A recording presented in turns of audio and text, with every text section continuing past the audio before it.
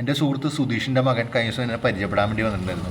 അപ്പോൾ അവൻ സംസാരിക്കുന്നതിനിടയിൽ കൂടി ഒരു കൊച്ചു ക്ലബ്ബ്, അതായത് പാലക്കാടുള്ള ഒരു കൊച്ചു ക്ലബിനെ കുറിച്ച് ചോദിച്ചു. അവൻ ആ ചോദിച്ചപ്പോൾ തന്നെ എൻ്റെ മനസ്സിൽ ആ ചിത്രം ഓടിയെത്തി. കാരണം എനിക്ക് ഏറെ ഇഷ്ടം തോന്നിയിട്ട് ഞാൻ അന്ന് പകർത്തിയ ഒരു പടമാണ്. പക്ഷെ അന്ന് തന്നെ അവർ പറഞ്ഞിട്ടുണ്ടായിരുന്നു ആ ക്ലബ്ബ് പൊളിക്കേണ്ടി വരും എന്നുള്ളത്. ഇന്നിപ്പോൾ നിത്യേനെ അതിലെ പാസ് ചെയ്ത് പോകുമ്പോൾ മിക്കപ്പോഴും ഞാൻ ആ വഴിയാണ് പോകുന്നത്. അപ്പോൾ കാണുന്ന കാഴ്ച എന്ന് പറഞ്ഞാൽ ഒരു 4 തൂണുള്ളൂ. എൻ്റെ ഈ പുറകിലെ തൂണുകൾ കണ്ടില്ലേ? ഇവിടെ ഒരു ക്ലബ്ബ് ഉണ്ടായിരുന്നു, ഒരു കൊച്ചു ക്ലബ്ബ് ഞാൻ പരിചയപ്പെടുത്തിയിട്ടുണ്ടായിരുന്നു. അതിപ്പോൾ പൊളിച്ച്. ഇത് സ്ഥലം വരുന്നത് വെങ്ങന്നൂർ എന്ന് പറഞ്ഞ സ്ഥലമാണ്. വെങ്ങന്നൂർ എത്തണ്ട, അതിന് മുമ്പുള്ളതാണ്.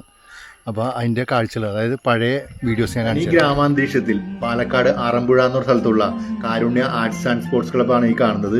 ഇതേപോലത്തെ ഒരുപാട് ക്ലബ്ബുകൾ എറണാകുളം ജില്ലയിലുണ്ടായിരുന്നു. ഇന്നിപ്പോൾ അവിടെയൊക്കെ കോൺക്രീറ്റ് ബിൽഡിങ്ങായി മാറി. ആ പഴയകാല ഓർമ്മയിലേക്ക് എന്നെയും കൂട്ടി കൊണ്ടുപോയി. കാരണം നല്ല അന്തരീക്ഷത്തിൽ പ്രവർത്തിക്കുന്ന ആ ക്ലബ്ബ് കാണാൻ തന്നെ സുന്ദരമായിരുന്നു.